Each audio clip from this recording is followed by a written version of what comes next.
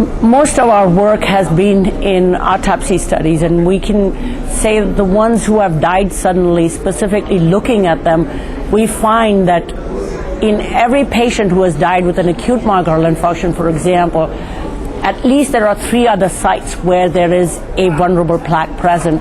And that vulnerable plaque could be the next focus, where patient could have died the next time. If he hadn't died this time, would have been the next cause of his symptoms, or it could have been his cause of sudden death.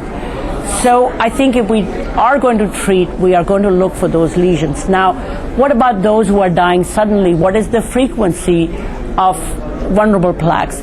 For each patient who is dying suddenly, the higher incidence is seen in those with thrombosis.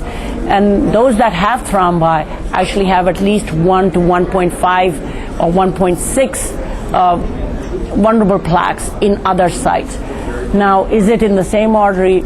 Not likely. Could be 30% in the same artery, could be 30% in a different artery, and could be 30% in the third artery.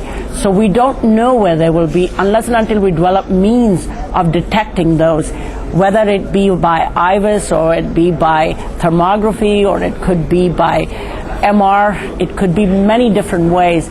But we've made inroads in trying to at least understand, we must make inroads in trying to understand how we recognize these lesions clinically while the patient is still walking around.